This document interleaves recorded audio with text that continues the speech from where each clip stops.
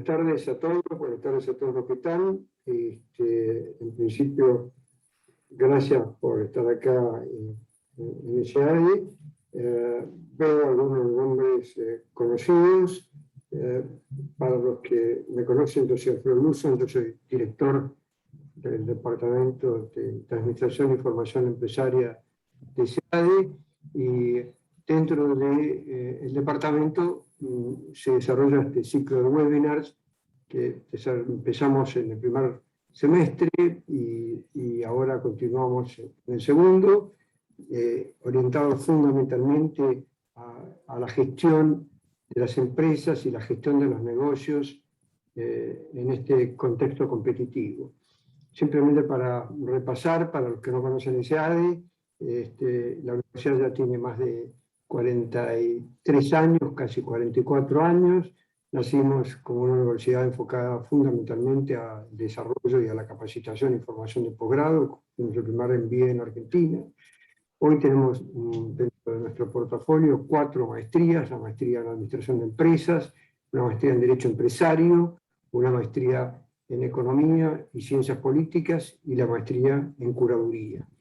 Tenemos 3 carreras de grado que se están dictando, que es la carrera de la licenciatura en Administración de Empresas, la carrera de Curaduría de Arte y una carrera de Gestión Educativa que se dedica fundamentalmente a todo lo que es la formación de todo lo que son directivos de colegios y de escuelas, tanto primarias como secundarias. Además de esto, tenemos un doctorado en Administración, un doctorado prácticamente internacional, con una repercusión muy importante, y una serie de programas ejecutivos orientados fundamentalmente a todo lo que es el desarrollo, la gestión de negocios y la capacitación y formación de los ejecutivos. Bueno, y dentro de este marco tenemos este grupo de webinars que venimos, digamos, desarrollando, como yo decía, desde el principio de año, y esta vez nos tocó un tema que nos pareció muy interesante, que son todos los desafíos y las claves de la organización personal ante los cambios de paradigma tecnológico, ¿no? Obviamente los cambios que estamos viviendo, no solamente por el COVID, sino que ya, digamos, previo al COVID, están imponiendo nuevos escenarios muy desafiantes, sobre todo para el profesional en cualquier función que esté, ¿no? Y obviamente nos encontramos todos en condiciones cotidianas que tenemos que enfrentar, que realmente no tienen precedente. Así que la idea es justamente encontrar estos desafíos y estas claves. Y para esto, Julio Pérez es quien va a estar haciendo la introducción y el desarrollo de este tema. Julio es un ingeniero electrónico de la Universidad de Buenos Aires, tiene un máster en Economía y Administración de Empresas de SEADE de hace unos años. Bueno, tiene un posgrado también en la Universidad Católica Argentina y ha sido miembro durante muchos años del Rotary Club, siendo inclusive presidente y tesorero, y tiene más de 30 años de experiencia en informática y telecomunicaciones, trabajando en empresas de primera línea, tanto a nivel nacional como internacional.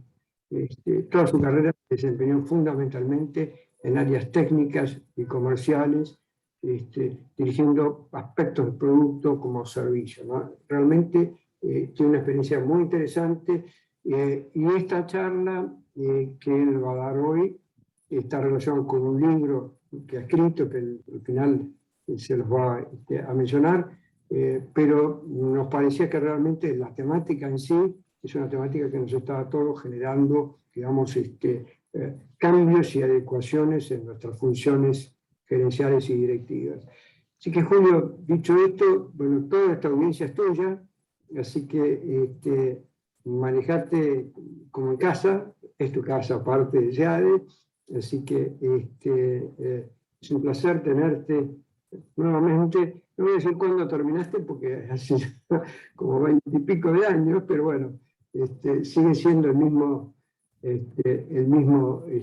máster de hace 20 años. Así que, bueno, lo dejo todo en tus manos. Yo apago mi micrófono. Les voy a pedir a todos que, bueno, las preguntas que vayan teniendo, que vayan surgiendo, las dejen para el final, y lo que vamos a hacer, como hacemos siempre, es tener unos 40, 45 minutos de exposición y luego 15 o 20 minutos para que Julio haga el cierre y responda a las preguntas y las inquietudes que ustedes tengan. Así que te entrego el micrófono y la audiencia, Julio. Gracias por estar. Muchísimas gracias, Alfredo. Voy a apagar el video y vamos a empezar. Esta es la agenda. Básicamente los puntos que vamos a recorrer va a ser un poco lo que es la evolución del paradigma tecnológico en el que estamos envueltos, cómo se llegó hasta acá, cuáles son las condiciones de contorno, ¿sí? Requerimientos del nuevo paradigma y el escenario actual.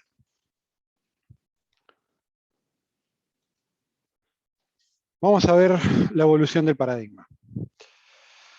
Vamos a empezar por los saltos disruptivos fundacionales, empezando por lo que son las ciencias de la computación. En el año 1854, George Boole publica un trabajo, un libro que provocó un giro copernicano en todo lo que es la disciplina de la lógica. Hasta esa época, la lógica no iba mucho más allá del silogismo.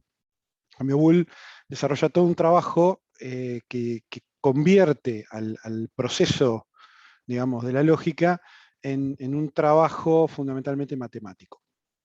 Y desarrolla algo que se conoce como álgebra de Boole. Algunos estarán más familiarizados con esto que otros, pero es el tipo de álgebra que se utiliza para todas las operaciones en las computadoras. Detrás de esto, otro señor, otro matemático muy importante, un señor que se conoce como Alan Turing, en el año 36 publica un trabajo bastante importante que fue pionero en todo lo que era la temática de computación.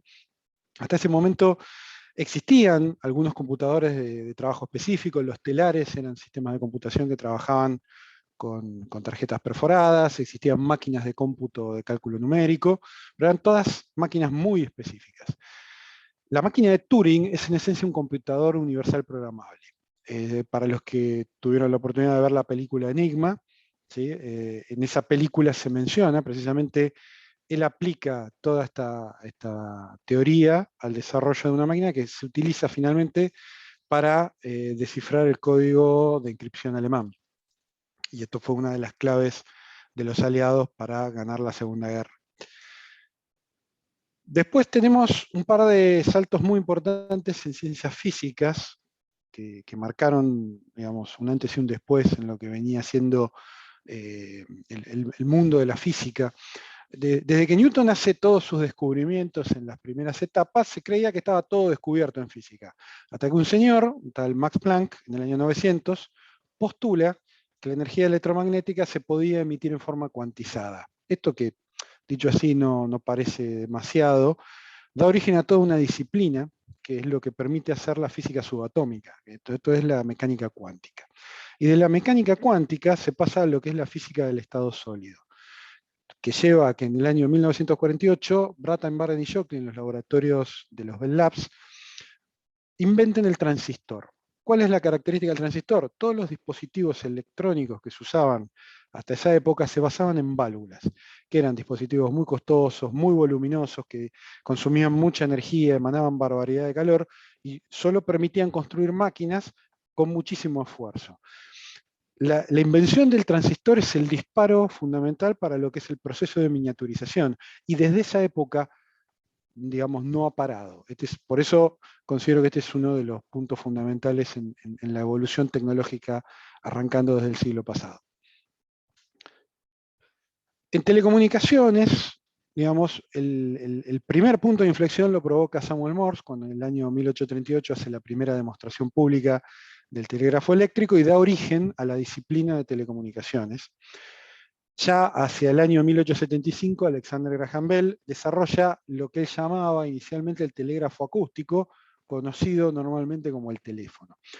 ¿Por qué esto termina siendo un salto tan importante? Porque da origen a una red de telecomunicaciones pública, ¿sí? que permitía hablar con otra persona en largas distancias en tiempo real. Y el otro salto muy importante lo da Claude Shannon en el año 48, que publica un trabajo que se llamaba una teoría matemática de la comunicación. Y Claude Shannon es considerado en esencia el padre de la era de la información, termina describiendo una cantidad de ecuaciones matemáticas que describen la entropía de los sistemas de información, cómo se los debe codificar, y esto permite que la ciencia de datos pueda, digamos, impactar sobre el mundo de las telecomunicaciones. Ahora, digamos, vamos un poco más para adelante. Todo esto que hicieron todos estos señores hace unos cuantos años pasó por una enorme progresión y terminó impactando dos disciplinas fundamentales, la informática y las telecomunicaciones. Y en dos dimensiones en ambas, ¿sí? Generó un manejo muy grande en cantidad, en volumen, ¿sí? Tanto en materia de información como en cantidad de comunicaciones, y muchísima velocidad. La capacidad de los sistemas, de todas las maquinarias que se pudo desarrollar a partir de estos desarrollos, ¿sí? Permitió tener volúmenes gigantescos y a velocidades extraordinarias de información y de comunicaciones. Por el lado del hardware, lo que terminó ocurriendo con la miniaturización es que tuvimos un avance vertiginoso de circuitos integrados llegando hacia los microprocesadores. Y desde que arrancan los microprocesadores, que son en esencia unidades centrales de proceso que aglutinan múltiples funciones, esto no para de crecer. No hace mucho IBM reveló que ya estaba pudiendo fabricar microprocesadores en 2 nanómetros. 2 nanómetros, para que se den una idea, estamos hablando de 10 a la menos 9 metros. ¿Sí? Esto también tuvo un impacto fuerte en lo que es almacenamiento. O sea, estas dos áreas dentro del mundo de la informática tuvieron un despliegue gigantesco. ¿Qué pasó? Siguiendo la ley de Moore, estos gráficos que ustedes ven parecen seguir una estructura lineal. Si se fijan bien en las escalas, son logarítmicas. O sea, lo que ustedes están teniendo acá es un crecimiento exponencial en la cantidad de transistores, lo que inventaron los señores de los Bell Labs en el año 48, pero la cantidad que se pueden poner, ¿sí?, en una unidad de microprocesamiento empieza a crecer exponencialmente. Y lo mismo pasa, ¿sí?, con la capacidad de almacenamiento. Crece, crece y crece, y el costo baja violentamente a medida que pasan los años. Paralelamente, en ciencias de la computación, y obviamente potenciado por la disponibilidad de equipamiento que permitía trabajar ya de manera con material más abundante, las ciencias de computación empiezan a progresar a pasos agigantados.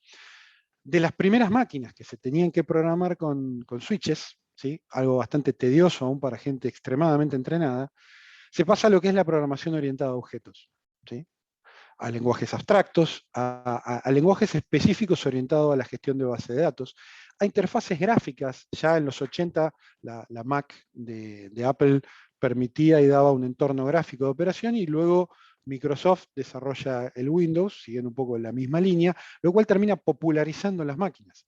La PC se convierte en un elemento que empieza a aparecer en cada hogar.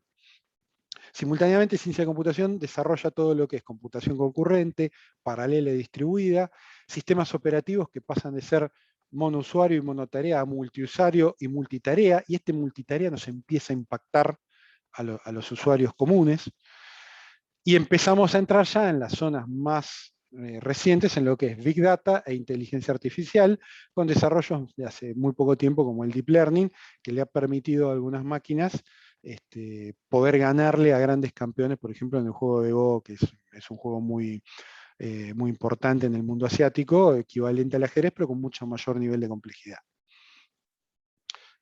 Las comunicaciones, ¿sí?, impactadas tanto por lo que se trabajó en el mundo de la física del estado sólido, el desarrollo del láser también en los laboratorios Bell, y la teoría de información y codificación permitió, junto con los microprocesadores, mejorar mucho la calidad de la transmisión. Y a través de la fibra óptica, el transporte, ¿sí?, de telecomunicaciones a largas distancias mejoró en forma vertiginosa. De vuelta, nos empezamos a encontrar con crecimientos, ¿sí?, logarítmicos, con velocidades relativamente bajas hace unos años, y estando hoy en 100 GB, ya en el orden de los tera. ¿Sí? Se han desplegado a lo largo del mundo cables submarinos para poder transportar estos grandes volúmenes, y esto es lo que le ha dado un gran soporte a Internet. paralelamente al desarrollo en el área de transporte, hubo que incrementar la velocidad en el acceso para que los usuarios, ¿sí?, de los servicios de datos pudieran entregar esas cantidades de información. Primero se hacían las redes fijas, o sea, las alámbricas, las que llevaban un cable o algo físico que conectaba a la casa del cliente.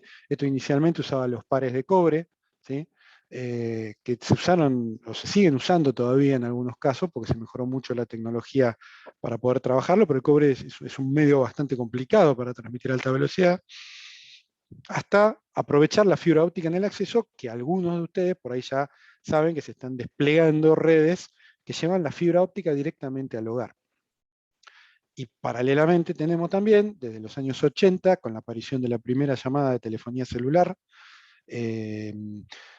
que fue las redes de primera generación, también potenciadas por las tecnologías de computación, porque para poder tener telefonía celular se requiere un manejo muy avanzado de base de datos, no hubiera sido posible sin esta tecnología. Se pasa por las diferentes generaciones hasta llegar a la generación actual, que es la quinta generación, donde se habla ya de velocidades en el orden del gigabit por segundo, algo que era impensado hace unos años.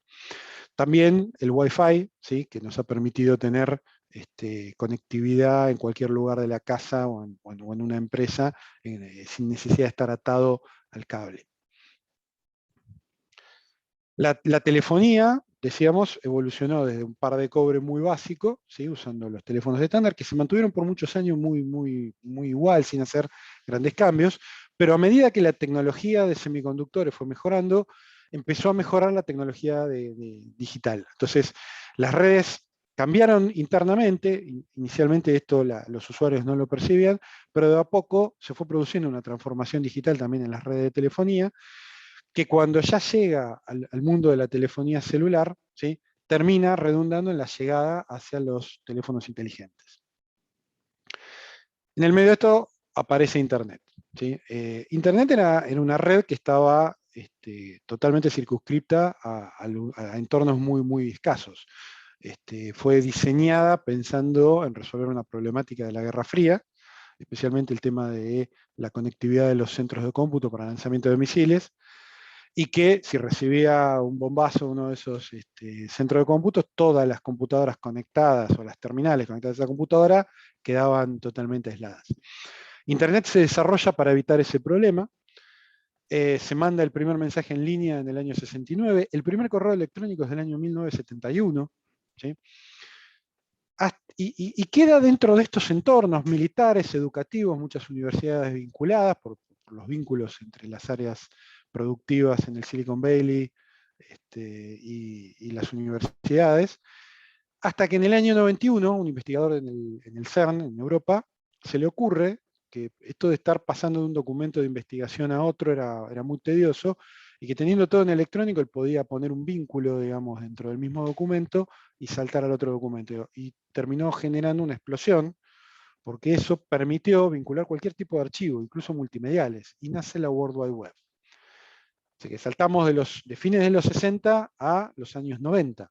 Esto provoca una popularización de Internet, porque ya se convirtió en algo que podía utilizar cualquiera para poder compartir información. En el año 95 se lanza Amazon, que produce una revolución en lo que es comercialización y sigue liderando el día de hoy el tema del e-commerce. Y en 1997 se lanza Google. El correo electrónico provocó un impacto muy grande en las organizaciones, a pesar de que en muchas de las compañías esto no era evidente.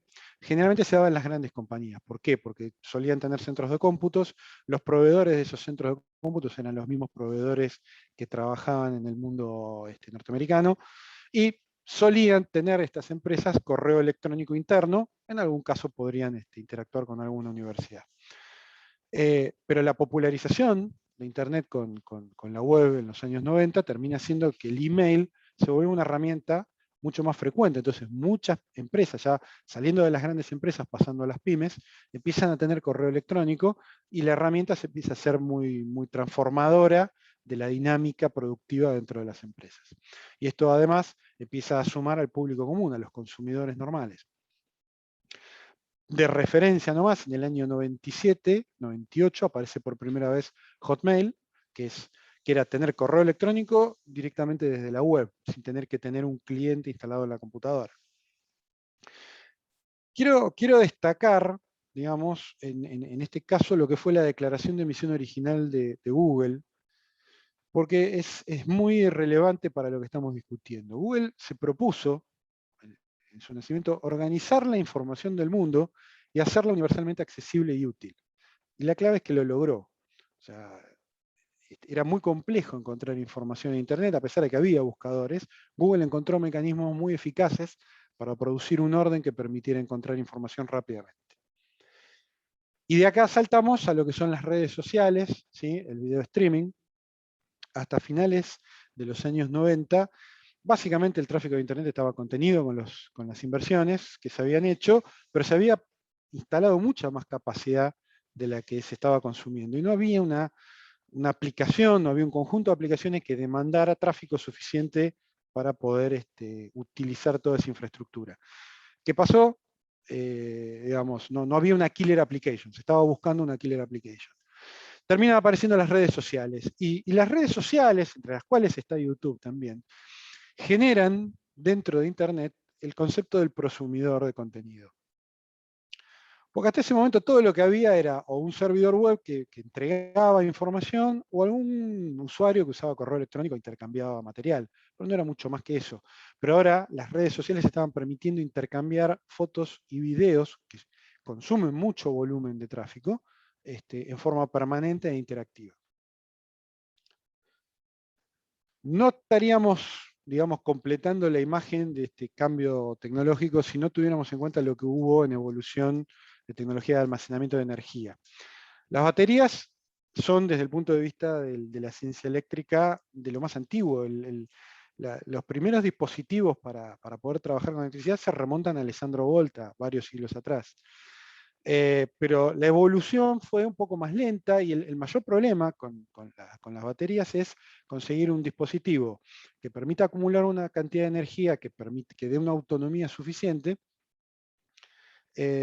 a un bajo peso, digamos, porque baterías que dieran esa cantidad de energía había, pero eran demasiado pesadas para un usuario común. Terminaron habiendo muchos desarrollos, algunos de ellos impulsados por los altos precios del petróleo a principios de los 2000, pero ya las baterías de litio-ion habían provocado un cambio grande, porque esas baterías permitían evitar algo que se llamaba ciclo de histéresis, que hacía que uno tuviera que descargarlas completamente para recuperar. Son baterías que se recuperan con mucha facilidad, ¿sí? Tienen muy buena autonomía. Con lo cual, esto produce una revolución en todo lo que es computación portátil. Las computadoras dejan de estar atadas, ¿sí?, al cable de alimentación, al cable de red también por el lado de las comunicaciones, y hardware que cada vez estaba teniendo mayor potencia porque se podía miniaturizar más, mucha capacidad de procesamiento, empieza a poder desplazarse sin inconvenientes en cualquier lugar. Y esto permite que además llevemos computación al teléfono móvil y poder alimentarlo con energía. Esto hubiera sido impensable sin la tecnología de baterías. Y ya los cambios más recientes, poder alimentar, digamos, con estas mismas baterías una internet móvil, porque la demanda de datos y las interfaces que tienen los teléfonos celulares actualmente son muy consumidoras de energía. Dentro de los cambios también que están impactando fuertemente tenemos el cloud computing, o sea, la computación en la red. Esto da mayor movilidad e independencia y fundamentalmente adaptabilidad. Esto da un entorno muy flexible, multiacceso, se puede acceder a la información desde cualquier tipo de dispositivo, en cualquier momento, en cualquier lugar. Y una de las grandes ventajas de la computación en la nube es que tiene dos condiciones muy particulares. Es escalable y es elástica. La escalabilidad permite que uno pueda incrementar, ¿sí?, todo lo que quiera, los recursos que necesita, puede pedir procesamiento, puede pedir almacenamiento y lo puede escalar a la necesidad que exista. Y no depende de disponer de un lugar físico para poder implementar, ¿sí?, esa cantidad de hardware.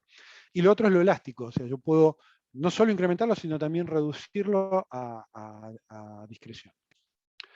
Todo esto nos lleva a un entorno tecnológico en el que en un smartphone hoy tenemos acceso a cantidades ilimitadas de información disponible en tiempo real.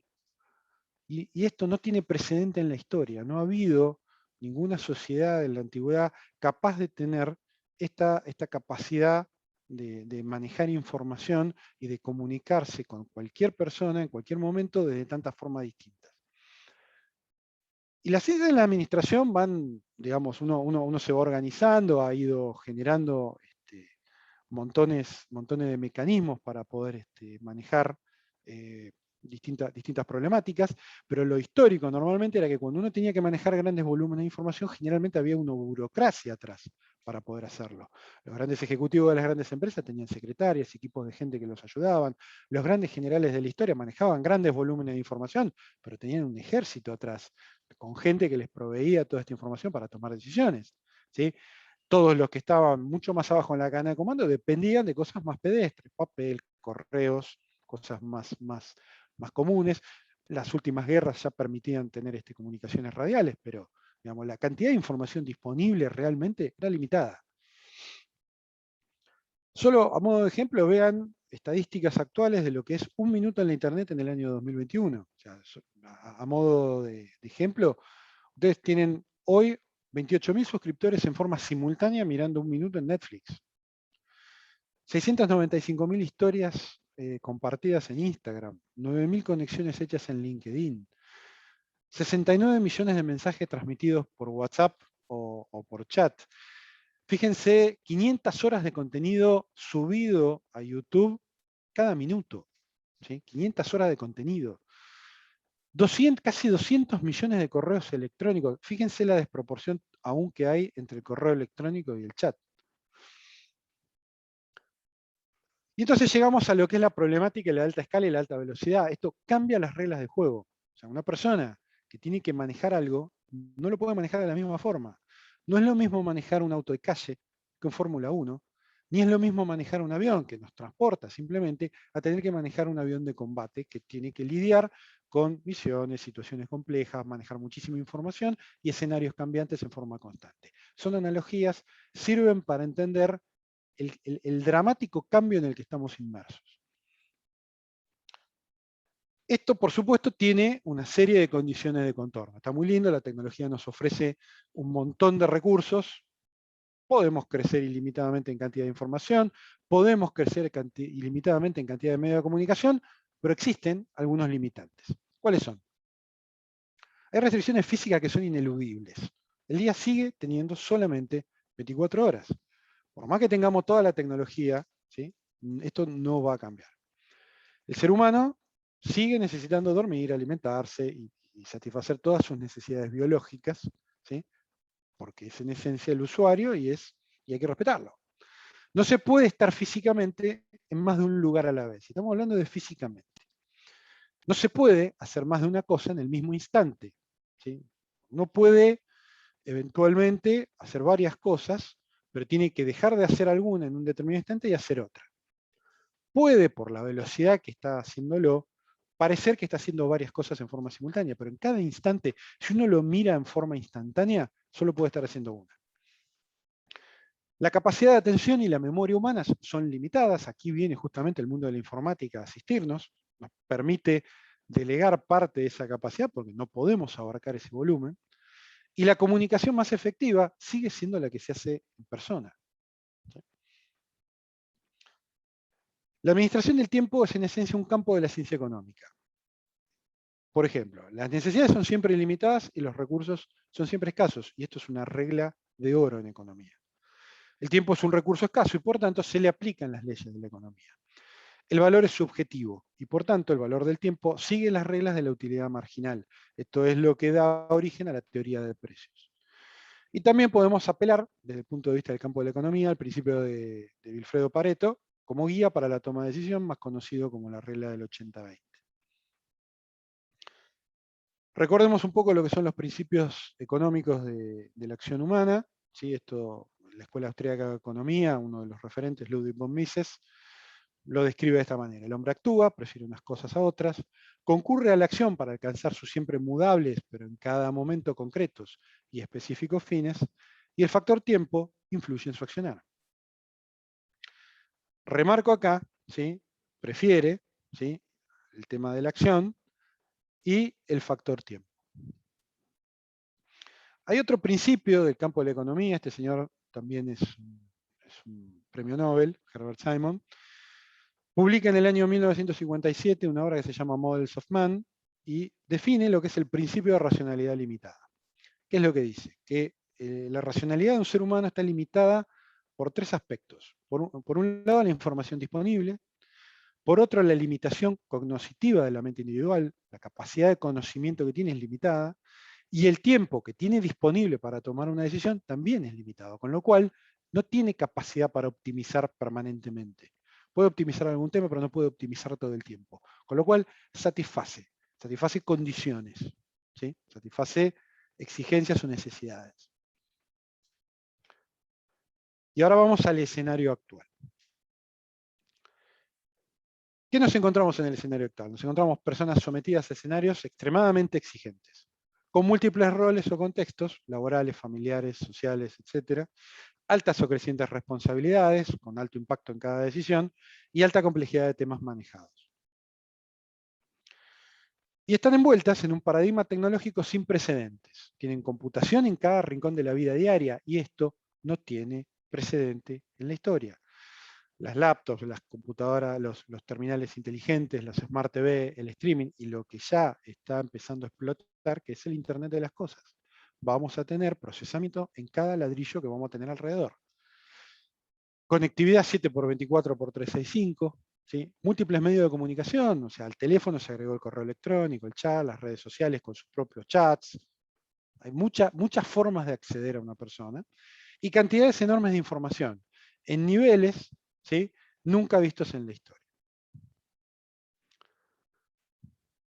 Consecuencias. Entonces nos encontramos ahora con personas que están lidiando continuamente con agendas saturadas de compromisos, porque tienen múltiples roles. Listas de tareas muy largas e interminables. Estar accesibles 7x24x365 por teléfono o por internet. Decenas y a veces centenas de comunicaciones diarias, ¿sí? O sea, todos estos medios de comunicación pueden estar funcionando en forma simultánea, porque uno no detiene al otro, ¿sí? Cuando uno hablaba por teléfono antes, al que llamaba se le daba señal de ocupado, ¿sí? Ahora esa persona puede acceder por cualquiera de los otros medios y dejar un mensaje, generó la carga automáticamente. Y esto provoca que la calidad de vida personal y familiar estén afectadas, lo cual provoca una carga muy fuerte de estrés en muchísima gente. Gente que además, en general, no ha sido entrenada para poder lidiar con esta problemática. ¿Cuáles son los requerimientos para poder trabajar en este nuevo paradigma? Por un lado, la planificación. Esto se convierte en algo ya que no se puede evitar. ¿Por qué? Porque la persona tiene que tomar decisiones, y para tomar decisiones sin metas claras esto es virtualmente imposible, ¿sí? Y muchísimo menos a alta velocidad y saturado de información. Cuando hablamos de planificación, ¿qué hablamos? De lo clásico, ¿sí? Tener clara cuál es la visión, ¿sí?, qué es lo que uno quiere, ¿sí?, cuál es la misión y cuáles son los valores que están involucrados. Y todo esto estaría en lo que sería el nivel estratégico. Y después eso baja a un nivel operativo. En el área militar esto se lo llama táctico. Entonces se dice, bueno, tenemos un plan de acción donde tenemos un listado de tareas, con objetivos, con acciones y con recursos asociados a esas acciones. Todo lo que es gestión de proyecto, no necesitamos recurrir a tener una certificación de PMI, digamos, para poder darnos cuenta que esto es algo que vamos a necesitar tener muy, muy claramente definido. Y esto después se refleja en una lista de tareas, que es lo que hay que hacer, y eventualmente en una serie de compromisos que estarán atados a un horario específico dentro de la agenda. El sistema de organización personal, ¿sí?, conviene, ya cuando la cosa se pone así de brava, ¿sí?, entender que es un sistema de información, en esencia. ¿Y qué información maneja? Planes, tareas, citas, contactos y toda información que sea relevante para el concurso de lo que uno quiere hacer. ¿Cómo se compone un sistema de información? Se compone básicamente de dos elementos fundamentales sobre el que se apoya: hardware y software, ¿sí? El hardware, ¿sí?, en esencia son las herramientas operativas. Todo aquello, ¿sí?, que sirva como soporte físico, ¿sí?, entre comillas, para todas nuestras plataformas de organización, ¿sí?, lo llamamos hardware. En realidad el concepto de hardware, y acá algunos me van a decir, no, pero me estás poniendo los programas. Sí, porque cuando uno entra en una organización o tiene como disponible un tipo de agenda, ese sistema, ¿sí?, es algo fijo que tiene. En principio no lo cambia alegremente. Eventualmente puede elegir otro, pero es el que va a usar en el día a día. Eso no va a cambiar. ¿Qué es lo que va a cambiar? La forma en que lo usa, los procesos, las rutinas, los pasos que va a dar para poder administrar eso. Y a eso lo vamos a llamar software, ¿sí? Pero en esencia es un sistema de información. El sistema de organización personal moderno ya es muchísimo más complejo que el que había antes, porque del área central, que es el sistema de navegación cotidiano que tenemos con nuestra agenda, que tiene la lista de tareas, ¿sí?, y el calendario, que es alimentado con los planes, ¿sí?, tenemos además un sistema de información que administra, ¿sí?, grandes volúmenes de datos en bases de datos, con sistemas de archivos. La agenda de contactos es una particular base de datos, sistemas para poder pasar material en papel a sistemas digitales, todo lo que tenga que ver con manejo de papeles, porque eventualmente todavía se sigue trabajando con algo de eso, notas que pueden estar en formato electrónico o en formato físico, y tenemos todo un área, que es la parte de comunicaciones, que adquiere un impacto mucho más grande, porque impacta cotidianamente, ¿sí?, en nuestra interacción con el mundo. Entonces, lo que terminó provocando esto es que la oficina se haya propagado hacia, ¿sí?, el exterior con toda la información que había en la oficina. Esto antes no pasaba, la persona a lo sumo estaba, vamos a suponer ya la época con telefonía celular, se podía contactar con su oficina, pero no tenía que abrir su computadora eventualmente para poder contactarse, tenía un grado de complejidad un poco antes, sí o sí tenía que tener papeles preparados. Hoy en día puede disponer de todo el hardware, no solo a nivel móvil, sino en su propio celular, no solo en su portátil. Así que tenemos un sistema muchísimo más complejo que el que originalmente se tenía.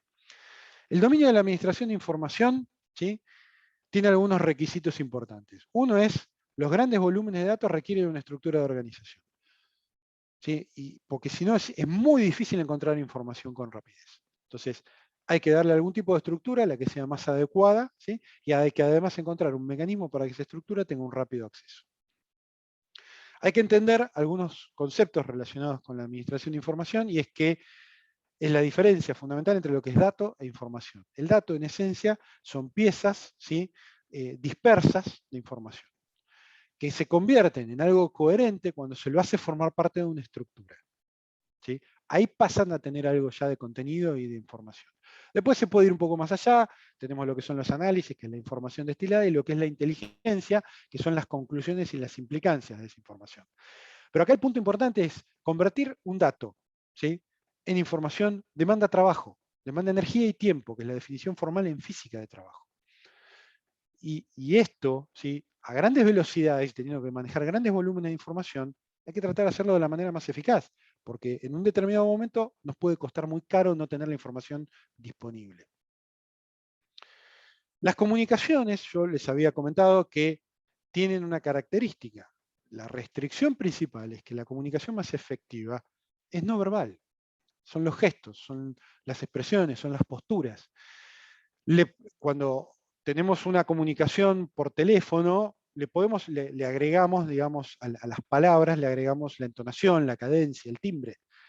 Y cuando solamente usamos mensajes, estamos usando exclusivamente información en palabras. Pero la información en palabras representa en un mensaje solo el 7% de la información. Nos estamos perdiendo la mayor parte del contenido. Esto se refleja en el uso, ¿sí?, que le damos a las redes de comunicación. Entonces, nos encontramos con gente que usa, digamos, en forma abusiva el correo electrónico, mandando comunicaciones pensando que porque está con correo electrónico resuelve todo con mensajes, tiene por ahí a la persona al lado y le manda un correo. Y nos encontramos con gente que termina atestada, ¿sí?, con casillas de correo con 1200, que obviamente hacen que se agarren la cabeza de cómo hago para manejar este volumen, ¿sí?, tremendo de material. Hay actividades y hay puestos en algunas empresas que literalmente generan cientos de mensajes cotidianos, ¿sí?, y hay que tener estrategias para poder administrar eso. Lo más importante, digamos, es tener en claro que la mejor comunicación es la reunión, y eventualmente hay que elegir cada una de las herramientas que corresponde de acuerdo a las ventajas en cada caso. Las herramientas críticas acá son la priorización, Los medios de acceso limitados, hay que poder encontrar, ¿sí?, una manera de identificar un medio como el principal y los demás como complementarios. ¿Sí? Tener un manejo muy avanzado de la gestión de interrupciones. Hay que saber cuándo algo se le puede permitir entrar y cuándo no. Y negociar. Hay que vivir negociando. La otra herramienta importante es que hay que identificar rápidamente, hay que tener mecanismos para identificar rápidamente los contextos. Acá se da una característica. Toda la tecnología de telecomunicaciones que estamos teniendo está generando un game changer, un elemento que cambia las reglas de juego, que es la capacidad de generar, ¿sí?, escenarios y contextos virtuales en cualquier situación. Cuando uno estaba en su hogar resolvía los problemas hogareños, cuando uno estaba en el trabajo resolvía los problemas del trabajo. Se podía ir un poco de ahí, pero no mucho más. A partir de las telecomunicaciones uno puede estar en cualquier contexto resolviendo problemas de cualquier otro. ¿Sí? Y esto cambia completamente los escenarios. Y la velocidad de esto es muy grande. Y cuando mucha gente tiene muchas responsabilidades y algunas de ellas no las puede evitar, ¿sí?, tiene que tener mecanismos para administrarlos. Aquí el lenguaje, entre otras cosas, sirve como un mecanismo, por ejemplo, posicionador en contexto. Los mensajes, por ejemplo, es importante que tengan una identificación del contexto. Porque puedes tener múltiples proyectos, puedes tener relaciones con diferentes grupos de trabajo, y hay que poder identificar rápidamente el contexto antes de identificar cuáles son las acciones que hay que poder definir. Hay que dominar muy bien las comunicaciones y hay que tener un sistema de organización personal escalable, porque cuando la cosa crece a estos niveles, ¿sí?, cualquier sistema de organización, por más bueno que haya sido a lo largo de muchos años, termina reventando. En términos de priorización, lo que habíamos dicho antes, la ciencia económica nos aporta la teoría del valor, nos permite entender el por qué, cuando nos falta el tiempo lo administramos mejor, tiene que ver con la utilidad marginal, la escasez le da valor al tiempo, ¿sí? Y podemos apelar al principio de Pareto, ¿sí?, para poder identificar las causas, que en general son la menor proporción respecto de la mayor parte de los efectos, que es la regla del 80-20. Hay dos dimensiones que en general se trabajan en este entorno, que son urgencia e importancia. Y un ejemplo clásico de esto son, por ejemplo, los escenarios de triage, las clasificaciones de triage que se hacen en los hospitales o incluso en las tiendas de campaña militares, para poder discriminar rápidamente, digamos, cómo es el nivel de atención de los enfermos. Algunas habilidades críticas tienen que ser potenciadas. Una es el enfoque, digamos, tengo que manejar múltiples contextos, pero cuando me dedico a un contexto tengo que poder dedicarle la atención debida, ¿sí? Y tener un sistema que me permita delegar, ¿sí?, la información que me falta para que cuando yo cambie de contexto rápidamente ponerme en situación y enfocarme en el que corresponde. La negociación, negociamos todo el tiempo, ¿sí?, y estos escenarios tan rápidos requieren negociación cotidiana. Y la flexibilidad. O sea, estos volúmenes de información y estos volúmenes de comunicaciones hacen que los cambios ahora sean mucho más rápidos. ¿Sí? Entonces, va a haber que adaptarse. Entonces, los planes son indispensables, puede ser que haya que cambiarlos. La idea que uno tenía para hacer algo, tal vez tenga que adaptarla. ¿Sí? Esto es muy crítico en este tipo de escenarios. Dentro de lo que es la situación actual, un poco ya, digamos, redondeando, el COVID-19, digamos, provocó en la organización personal algunas características muy particulares. A los contextos, que en algunos casos podían ser muy complicados, le agregó vivir en una situación de emergencia, donde entra en juego la supervivencia física y económica de muchísima gente, se han perdido muchísimas empresas, y un cambio permanente de reglas, porque los gobiernos están constantemente teniendo que adaptarse a las diferentes olas y a las condiciones que generan la situación epidemiológica.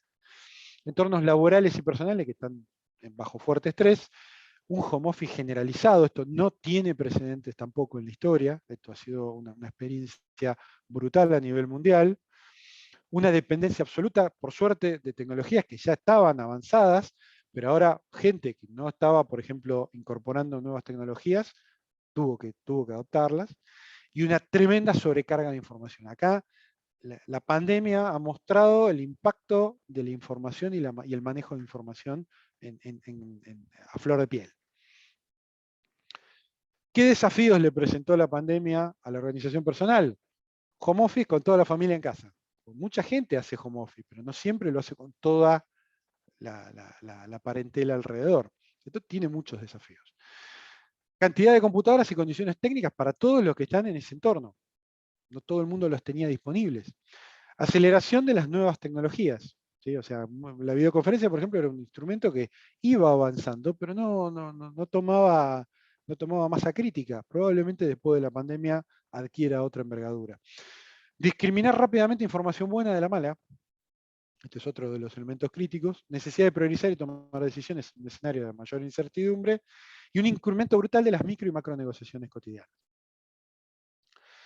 El mensaje es, las especies que sobreviven no son ni las más rápidas ni las más inteligentes, sino aquellas que se adaptan mejor al cambio. Este gran descubrimiento de Charles Darwin, digamos, sigue siendo válido. La especie humana es la especie más adaptable del planeta, nos vamos a seguir adaptando, pero digamos, va a requerir esfuerzo. Vamos con unos avisos parroquiales. Como les había contado Alfredo, este es un libro donde trato muchos de estos temas. Está publicado por Del Fondo Editorial, lo pueden encontrar en las principales librerías del país e incluso en la tienda online de Del Fondo. El marco teórico del libro abarca las disciplinas de dirección y administración, economía, estrategia, informática y telecomunicaciones, con algunas disciplinas complementarias de apoyo que sirvieron como sistema de control, física, biología, filosofía e historia. Acá les muestro un pequeño video.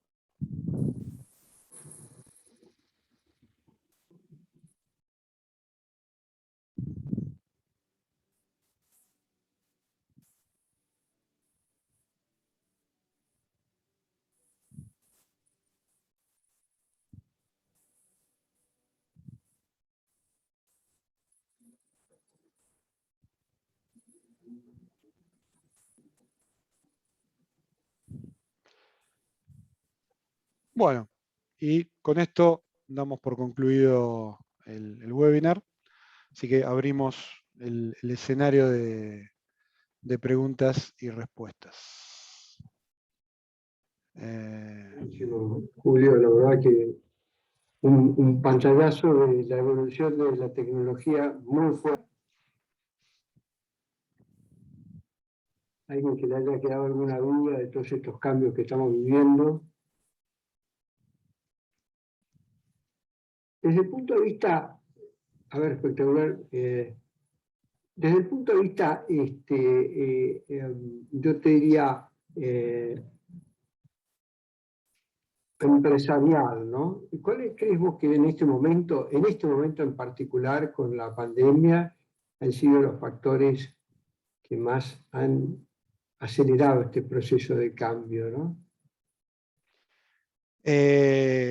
La disponibilidad de Internet a alta velocidad, la banda ancha de Internet, la alta conectividad es lo que ha permitido, si no hubiéramos tenido eso, para muchas empresas hubiera sido muy difícil sostener la operación. Literalmente, no había manera.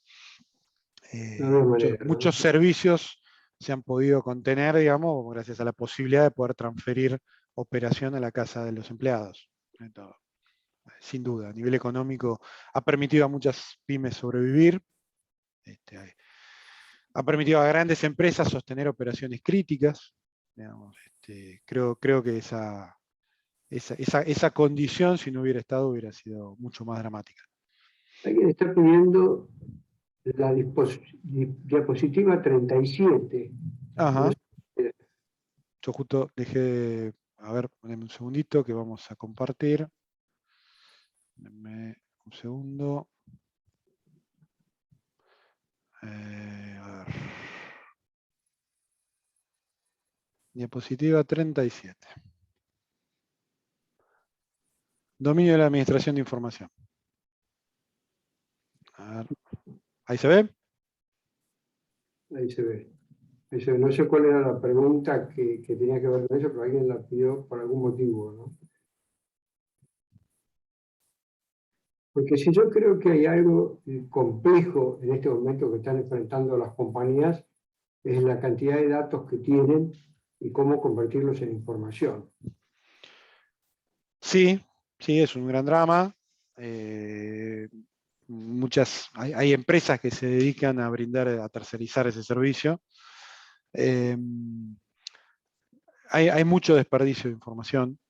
Están apelando en general al manejo de la nube y lo que han terminado haciendo muchas es distribuir esa responsabilidad en cada empleado, con algunas políticas específicas para proyectos específicos. O sea, la información crítica suele tener un responsable y después cada empleado es el responsable de asegurar la disponibilidad de la información, hacer los backups, organizarla, estructurarla.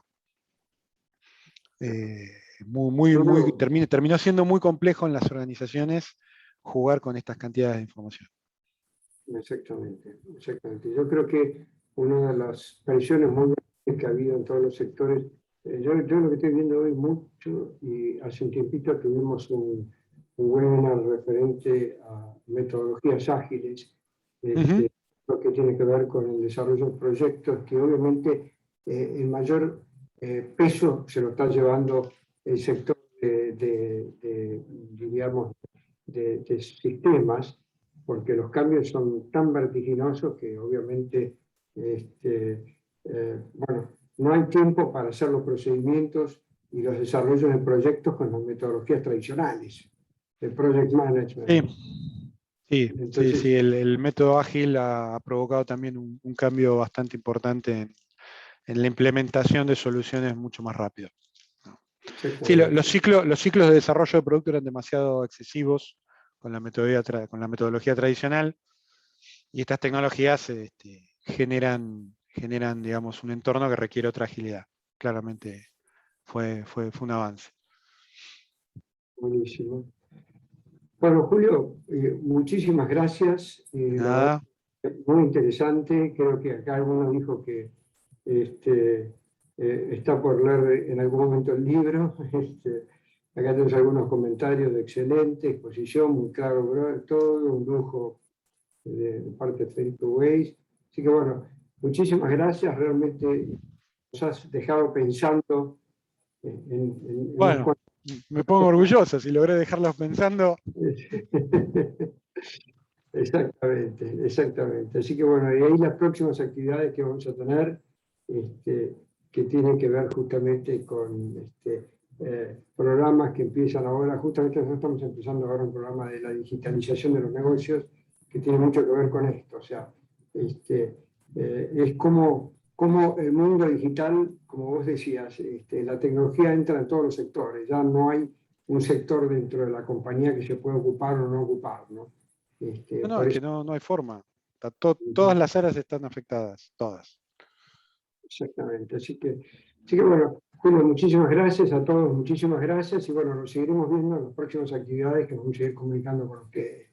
Muchas gracias, Alfredo. Un saludo para toda la gente de SEADE. Y gracias a la audiencia por haber tenido la paciencia de escucharme. Buenísimo, muchísimas gracias. Hasta luego a todos. Gracias.